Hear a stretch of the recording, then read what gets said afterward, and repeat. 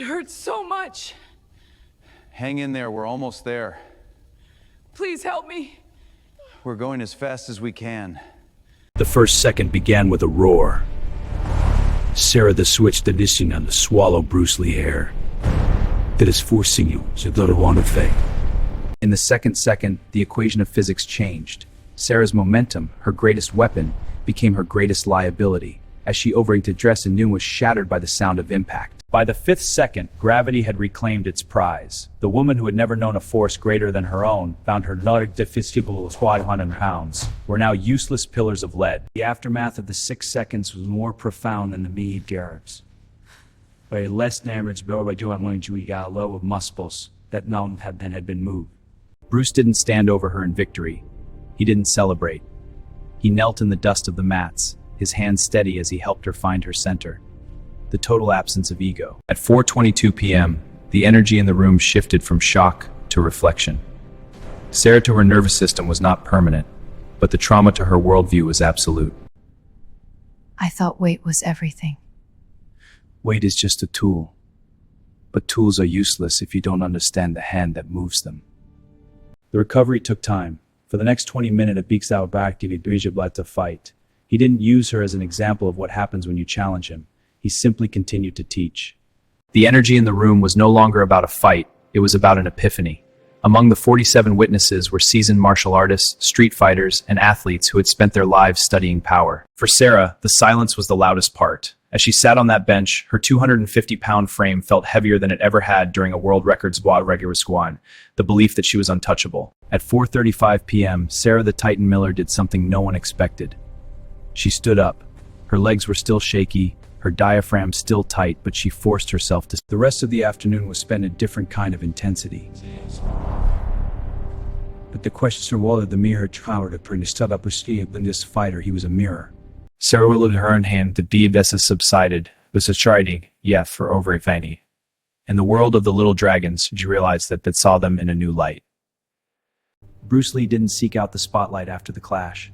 He stood by the window, watching the California sun begin its slow descent, to him that didn't being the best version of himself. Sarah returned to the center of the mat, standing on the very spot where her world had been turned to the seconds and right. But they were a blur, fresh of this in her mind. It was in this silence the woman, Diffie, shoot, come now. She'd her place that Owen were just the beginning. We went in her place, she didn't move. Bruce approached her, his footsteps as light as a cat's on the floor. He didn't offer a lecture or a condescending smile. He simply looked at her in her life. The strongest woman in the room felt ready to truly learn how to fight. The lecture that followed was not one of words, but of geometry and physics. Bruce Lee stood in the center line, the secret to how spawning the wide to deadlift a lift or a squat. Sarah Miller was a world-class athlete, and her mind was built for analysis. As she watched Bruce's hands contest and she was seeing a master of leverage. At 4:55 p.m., Bruce Lee did something that made the remaining witnesses hold their breath once more. Push. He invited Taken Shirka Sutton and asked her to fight in the West so Mantle had asked her to feel. What happened next? She would fight at the foundation and war wrecked. But Bruce Lee Jibin Vubu Dialis, he simply yielded and moved backward. All of Sarah's 2 inning battles had been seen swallowed by a void. In that moment, the lesson was completed. Because of you added to strain her, this silent nail risking. Bruce Lee would show her it seemed opponent anywhere. By 5:10 p.m., the atmosphere in the Oakland at Pie Street carried her into tower. Further Vermillion, the weight of a miller, the weight being set tighten. A man who is stiff is already dead. Be like water.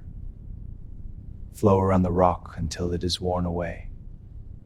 Sarah looked into the glass, and for the first time, she didn't see a champion.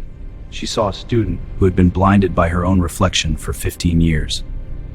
It was so small, he's so small it'd be shooting now. It was the power of a lightning bolt in its roastia. It was internal that had to exist. It wasn't the power of a hammer in hitting a tree. As the shadows grew long across the Oakland floor, it was no more about a 250-pound one man. It was about that strength is not what you can lift, but what you are willing to let go of in order to grow. At exactly 5:25 p.m., Sarah the Titan Miller reached the heavy oak doors of the Westwood Athletic Club. She had entered those doors as a woman who understood that no Miss Universe is truly static. She didn't look back to see if anyone was watching her defeat. She looked back to acknowledge the man who had given her the greatest gift of her life, the gift of failure. Bruce Lee watched her go, his expression unreadable to the casual observer but clear to those who knew him. He had often said that a cup is only useful when it is empty and to very marrow of her bones. As Sarah walked through the streets of Los Angeles, the 250 pounds of muscle she carried no longer felt like a burden or a weapon. It felt like a meat sheet. She would still lift, could express a new kind of record. The 47 witnesses eventually went home, carrying with them a story to be whispered in martial arts circles for the next 50 years. To truly understand how a 140-pound man neutralized a 250-pound force, we have to look closer. Bruce Lee didn't just move back. He yelled back here. In the world of powerlifting, Sarah was taught to drive through a target, but in this moment, her target became a ghost. As she committed her weight, this is the carrying 200 pounds of Derek stocked. Then came the straight blast. Bruce Lee delivered a chain of 5 vertical punches. Each strike didn't carry the weight of a knockout blow, but together, they functioned like a jackhammer. This is what Bruce Lee called explosive power. Unlike the slow grinding strength of a heavy deadlift, this was snap power. It requires the entire body to read and culminating in the knuckles. The conflict between Sarah Miller and Bruce Lee was a collision of 2 different philosophies of force.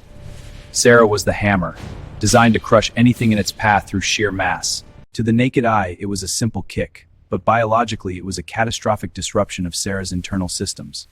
The solar plexus is a dense network of nerves that controls the diaphragm. In the world of 250-pound powerlifting, Sarah was used to external pressure, the weight of a bar on her back. But her brain was forced out of hypervigilance.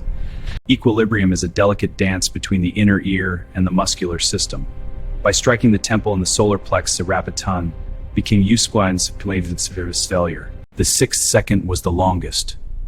As Sarah lay on the mat, her hands grasping at the canvas, she was experiencing what martial artists call the void.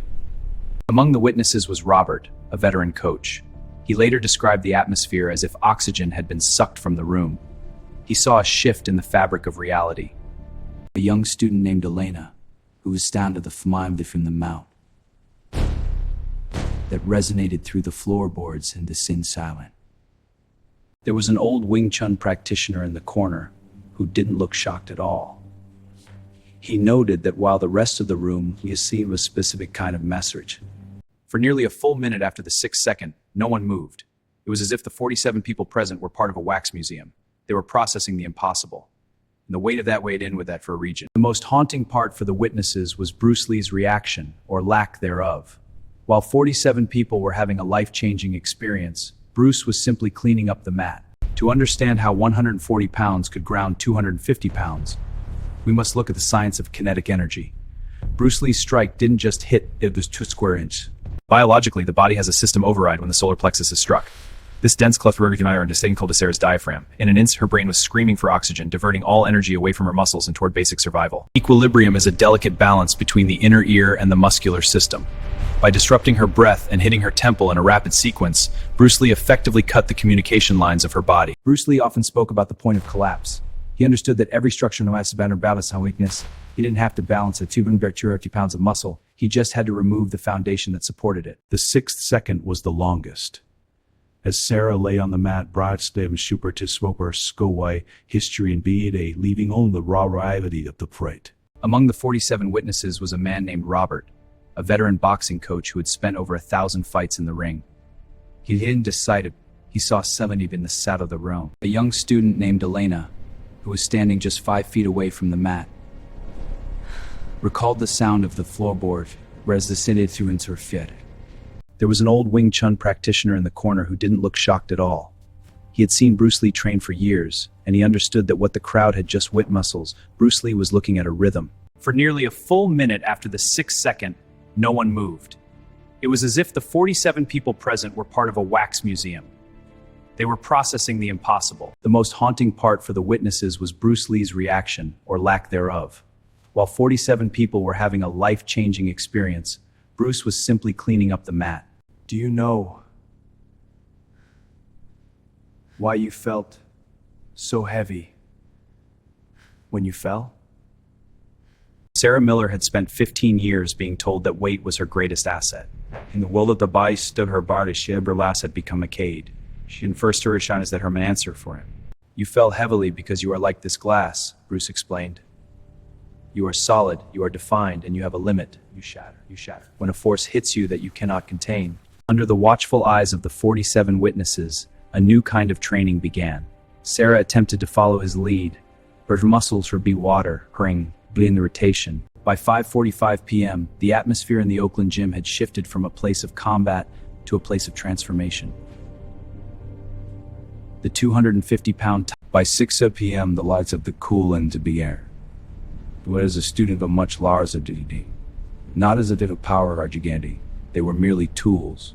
Word of the 6-second encounter spread like wildfire through the underground martial arts and strength training communities. It became a ghost story for powerlifters and a parable for martial artists that no music of the 47 lost. Sarah didn't quit powerlifting. In fact, she became more formidable. But her training changed. She began to incorporate the fluidity of 300 Wensler. For Bruce Lee, the encounter was a confirmation of his life's work. It proved that Jeet Kune Do was not just a style of fighting, but a style of existing.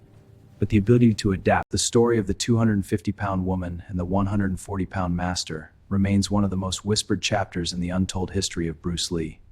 It serves as a reminder. To understand why a 250-pound titan like Sarah Miller had no chance, we have to look at the only other human who possessed that level of kinetic genius, Muhammad Ali. There is a story, whispered in the inner circles of martial arts, of the day Ali witnessed Bruce Lee's speed drill. As Bruce's hand blurred toward him. In those 6 seconds against the Titan, Bruce Lee wasn't just fighting, he was executing a program he had practiced thousands of times. His reaction time was measured at Mufabakabi by bridging the gap between Ali's boxing and the ancient arts of the East. Bruce Lee created a new language of power, or a heavy thing in the ring. To appreciate the speed that dismantled a 250-pound powerhouse, we must talk about visual latency. The human brain takes about 150 milliseconds to invest in the future. Bruce Lee often spoke about peripheral awareness. He wasn't looking at Sarah's fists or her massive shoulders, he was looking at the empty space around her. He could displace in her environment. Kyoto University Silver Channel participant the Boston Prize to create a neural product about each average human being. Most of us 250 were a marvel this year. Mass is a lie, Bruce once told a student after the Sarah Miller encounter. He believed that people became obsessed with the Bugasiator of the big. To him, the 300 freight of power. To the world, it was just a story. But to those 47 people in that dimly lit Oakland gym, it was the day the impossible became undeniable. Even the greatest himself, Muhammad Ali, couldn't ignore the data. When Ali smirked at Bruce's speed drill, it wasn't a smirk of mockery. It was the smirk of what Bruce did to his heavy mill. Bruce Lee often said, "I fear no man who has one kick 10,000 times." In the case of the Titan, 200 times. When Jia realized she was in a fight, Bruce Lee had already finished the lesson. The gym in Oakland eventually pulled floorboards. It serves as being moved on as multiple lady warriors. The legends of pure reminder thousand that some of you bigger own, and a wolfing you beam you own. As we close this chapter on the untold stories of the little dragon, we are left with a single haunting truth. In the battle between the Only One and the lightning, the mountain never moved. To conclude our technical analysis of the 6-second encounter, we must address the kinetic chain. Bruce Lee didn't just punch with his arm, he launched out his accent of the pregnant part. The secret of the dragon's grip was not strength but tension management. He remained nice and allowed for maximal images of velocity. The same whip is loosed until the moment the city is why the Titan could never catch the shadow. Bruce Lee often said that to understand the strike, you must understand the silence before it. He knew that we end where we began, in the silence of a 6-second encounter. In the end, the untold of his is a pause. As we conclude this deep dive, we must acknowledge that history is often written in the margins. The encounter between the Titan and the dragon, behind everyone's the very devil's theory. If you walk down those streets in Oakland today, the gym may be gone, but the lesson remains in the air. Every time a smaller athlete overcomes a larger opponent through pure technique, Bruce Lee left us with a simple mandate: absorb what is useful, discard what is useless, and add what is specifically your own. This has been the story of the day the dragon met the Titan. Thank you for watching. And she was actually...